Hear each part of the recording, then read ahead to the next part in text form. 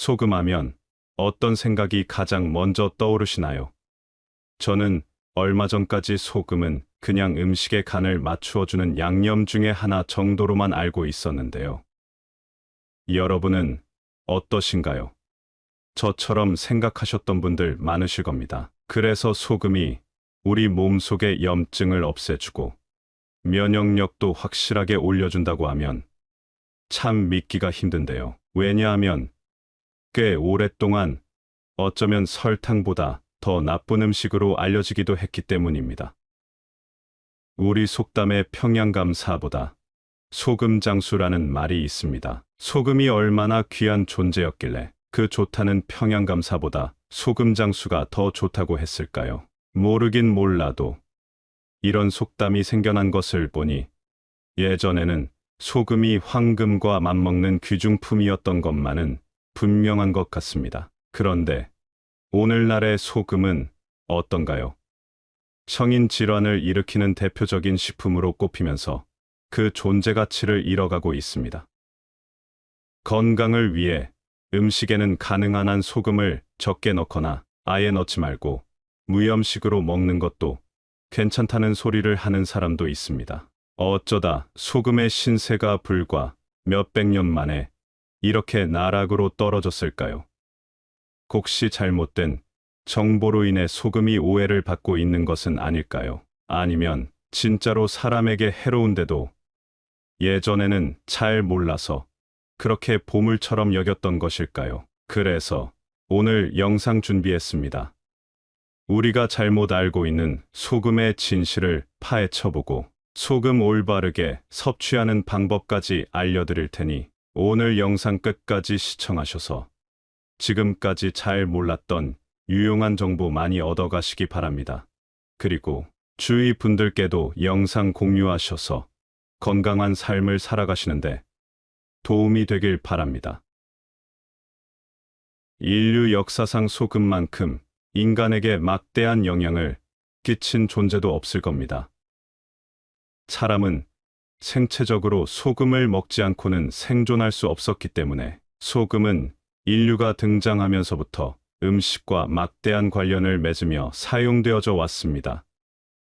특히 우리 조상들은 소금을 다양한 질환에 사용했는데요. 치약이 아직 없던 시절 소금으로 치아를 닦는 것은 물론 혀에 백태가 끼거나 갈가락 무좀이 생겼을 때 소금을 바르거나 문질렀다고 합니다. 또한 치통이나 피부병이 발생했을 때도 소금으로 닦고 씻는 등 소금은 우리 생활 전반에서 사용되지 않는 곳이 없을 정도로 만병통치약처럼 사용되어져 왔습니다.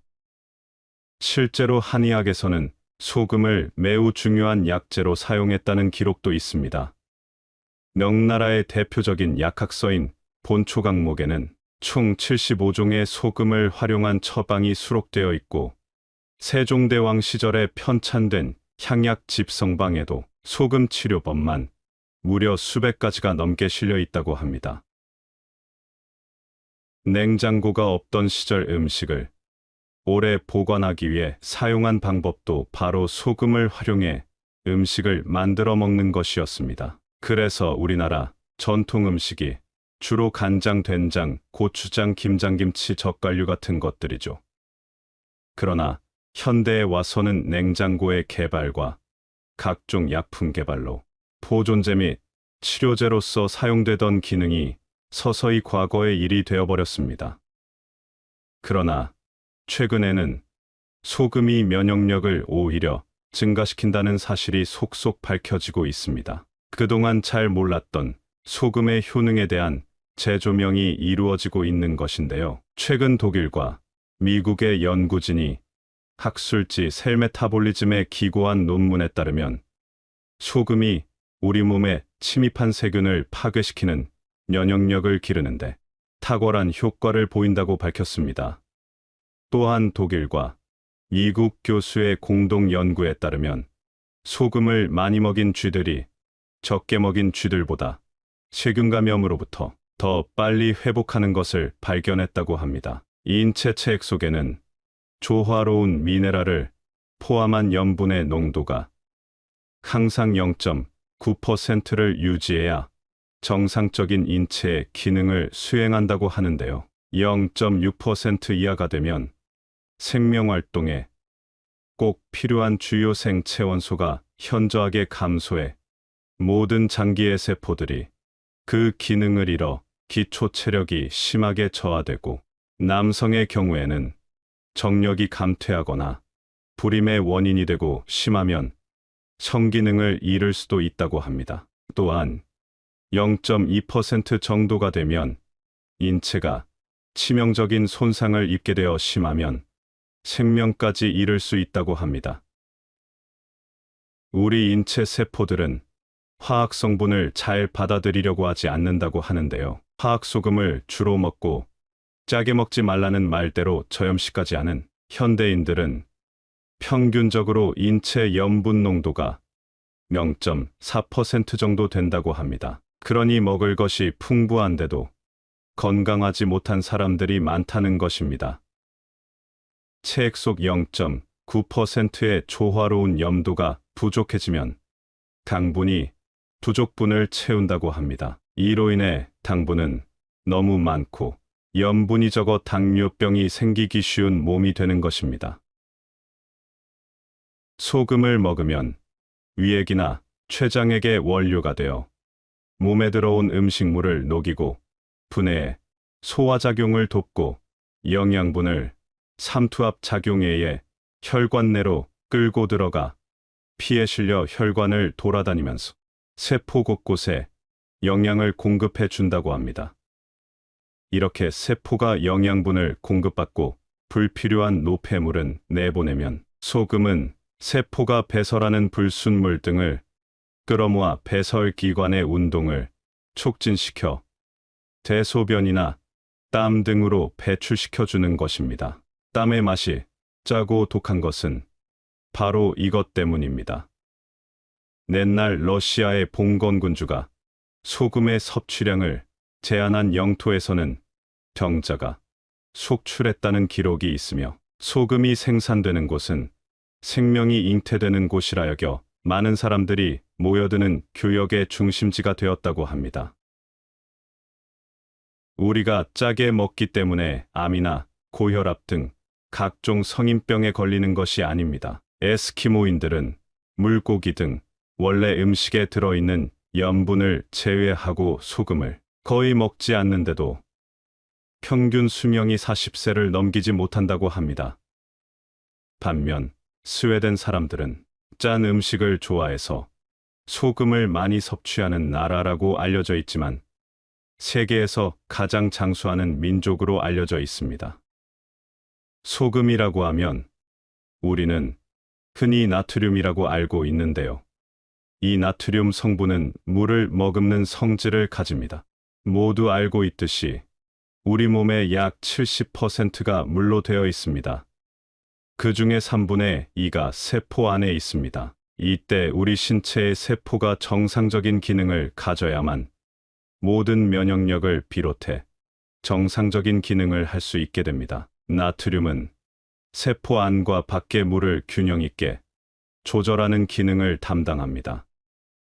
현대의학의 아버지로 불리는 고대 그리스 철학자 히포크라테스는 음식이 당신의 약이 되게 하고 약이 당신의 음식이 되게 하라는 유명한 말을 남겼습니다. 그의 이름을 따서 오늘날에는 전 세계 의대 졸업식에서 히포크라테스 선서를 하는 것으로 알려져 있습니다. 현대인들은 그의 말과 반대로 질병이 생기면 음식에서 해답을 찾으려고 하지 않고 병원을 찾는 것을 해답처럼 여기고는 하는데요. 그리고는 하나의 원칙처럼 고혈압은 소금이 원인이며, 암이 생기면 수술과 항암제 투여, 방사선 치료 등을 꼭 받아야 한다고 믿고 있습니다. 우리가 제일 많이 걸리는 감기조차 감기 바이러스를 치료하는 치료약이 없는데도 불구하고 사람들은 여전히 감기에 걸리면 병원을 찾아 약을 처방받고 감기약을 먹으면 낫는다고 믿고 있지요. 불행하게도 우리 주변에는 너무나 많은 특정 세력들이 자신들의 이권을 위해 만들어낸 거짓 정보가 마구 흘러넘치고 있습니다. 그들은 거대 자본과 권력을 등에 업고 미디어를 장악한 다음 그것이 설령 거짓이라 하더라도 자신들의 입속만 차리는 정보를 양산해내고 있습니다. 그래서 피해는 고스란히 그릇된 정보를 가감없이 받아들이고 따르는 사람들에게 돌아갑니다. 그러나 이제 마음만 먹으면 얼마든지 올바른 정보를 찾을 수 있는 시대가 되었습니다. 거짓 정보를 가감없이 따를 것인지 진실을 따를 것인지는 이제 우리들의 손에 달려 있는 것입니다. 그런 점에서 최근 100여 년 동안 소금은 철저하게 우리 몸에 나쁜 것으로 취급되어 왔고 고혈압의 원인이라고 사람들의 머릿속에 각인되었습니다. 그래서 그것을 믿은 우리는 몸에 좋다는 대로 소금을 줄이는데 많은 노력을 해왔습니다. 그러나 소금의 섭취를 줄이는 것은 소금을 제대로 알지 못하기 때문입니다. 소금에 대해 제대로 알고 나면 소금이 우리 몸에 얼마나 중요하고 꼭 필요한 것인지 알 수 있게 될 것입니다. 대부분의 사람들은 건강을 위해 지나치게 소금을 절제할 필요가 없으며 실제로는 소금을 많이 섭취하는 것이 적게 섭취하는 것보다 훨씬 건강에 좋다는 진실을 알아야 합니다. 우리 몸은 본질적으로 소금물로 이루어져 있습니다. 눈물과 땀은 소금물이며 우리의 세포도 소금물로 잠겨 있습니다. 그러니 소금이 없다면 우리는 생존하지 못할 것입니다. 우리에 더해져 맛과 풍미를 올리는 기능 말고도 우리 인체의 수십 가지 중요한 기능에 필수적이라고 할 수 있습니다. 우리 몸의 최적의 혈액량을 유지하기 위해 필요할 뿐만 아니라 심장에 의해 몸 전체 구석구석에 혈액을 공급하기 위해서도 필요하지요. 나트륨이 적절하게 섭취되지 않으면 혈액량이 감소하고 이는 뇌와 신경 같은 특정 장기의 기능이 말 그대로 정지되는 끔찍한 결과를 초래할 수 있습니다. 간단히 말해 만약에 식단에서 나트륨을 모두 제거한다면 우리는 죽음을 맞이할 것입니다. 그러나 삶의 다른 많은 것들과 마찬가지로 소금 섭취에도 최적의 범위가 있습니다. 그 적절한 범위는 사람에 따라 다소 다릅니다. 소금을 제한하라고 말하는 사람들은 우리의 건강에 그다지 크게 신경 쓰지 않습니다. 그들은 살아남기 위한 최소량에만 초점을 맞춥니다. 그래서 권장량을 얼마 이하로 제한하라고만 말하는 것입니다. 그렇다면 충분하지만 과하지 않게 현명하게 섭취하는 방법은 무엇일까요? 한 가지 좋은 소식은 건강한 대다수의 사람들은 소금을 과하게 섭취하는 것에 크게 걱정하지 않아도 된다는 사실입니다. 우리의 몸은 과한 것을 조절할 수 있는 능력이 있기 때문입니다. 정부나 보건기구 또는 제약사들이 정해놓은 최저치나 최대치를 절대적이라고 믿으면 안 됩니다. 사람마다 필요한 양이 다를 수 있다는 것을 간과하는 큰 실수일 수 있습니다. 소금과 가장 관련이 있는 고혈압의 기준치도 시대에 따라 다르게 적용되어 온 것을 아시는 분은 별로 없을 겁니다. 우리나라는 주로 미국에서 발표하는 건강 수치를 그대로 가져와서 배우고 환자들에게도 적용하는데요. 미국 심장학회가 2017년 고혈압의 경계치와 목표혈압을 기존보다 낮추겠다고 발표한 적이 있습니다.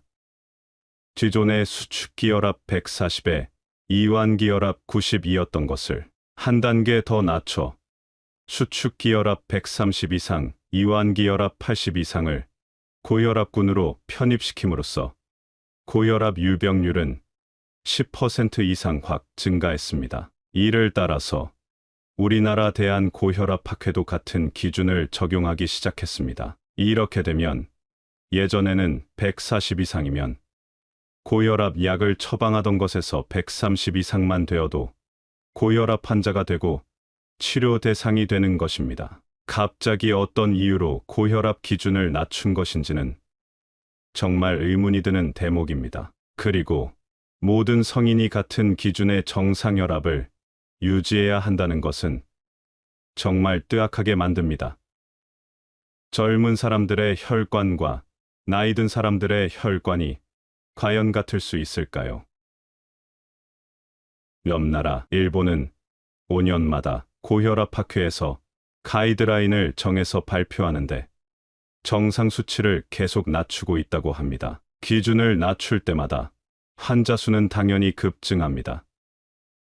일본은 1980년대 230만 명이던 고혈압 환자가 현재는 5,500만 명으로 무려 20배나 늘었습니다. 우리나라도 인구 5천만 명 가운데 약 1,000만 명이 고혈압 환자라고 합니다.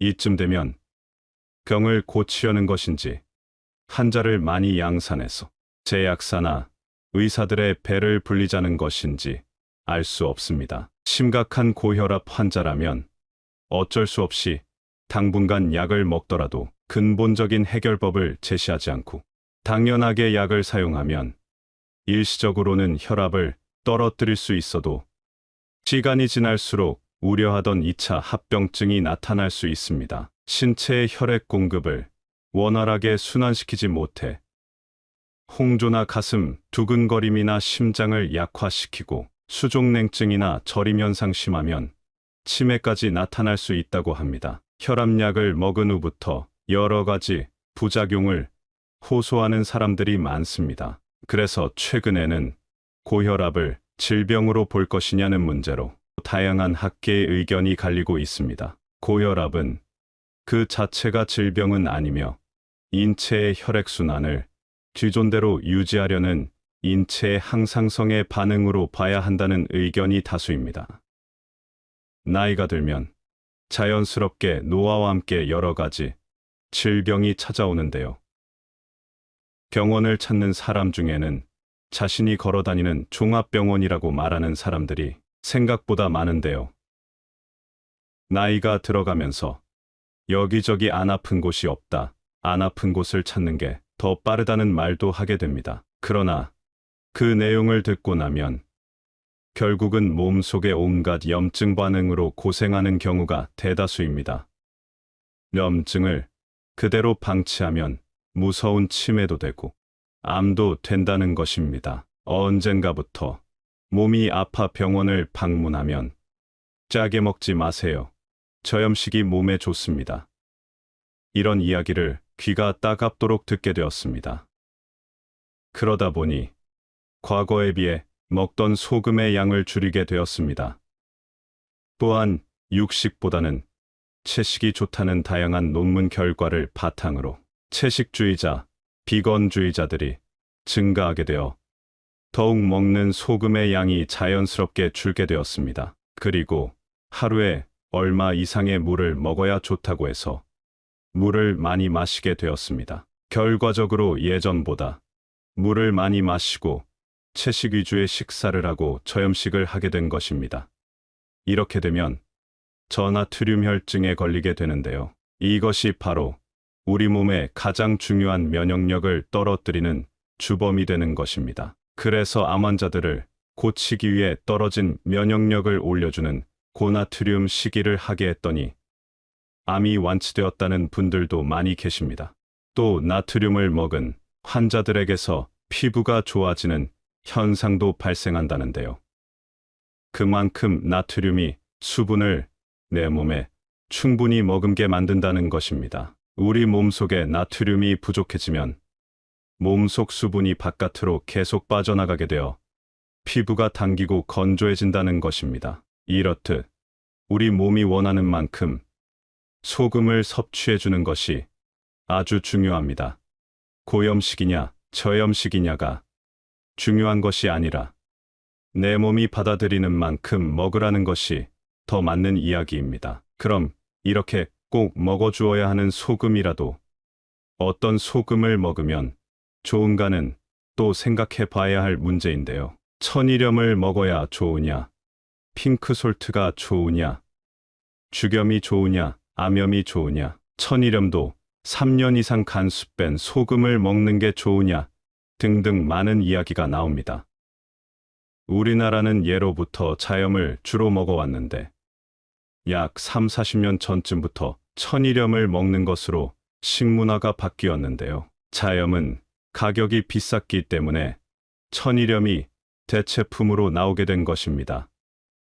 주로 서해안에서 천일염을 생산했는데 아시다시피 서해안이 바닷물이 낮고 갯벌이 많아서 이물질이 많아 식용으로 먹기보다는 김장철에 배추를 절인다든지 아니면 겨울철에 눈이 많이 오면 눈 위에 뿌려서 눈을 녹이는 용도로 주로 사용했었다고 합니다.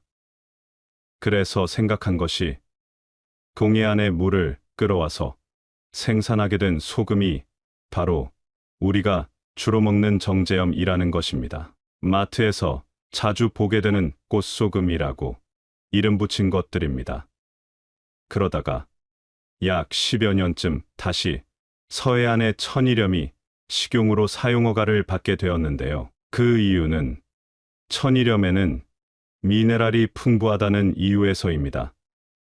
천일염을 드실 때는 아무리 깨끗하게 생산했다고 하더라도 혹시 모를 이물질이 있을 수 있으니 물에 녹인 소금물 형태로 만들어서 윗부분만 음식에도 넣으시고 연한 농도로 타서 그냥 물 대신 마시는 것도 좋습니다.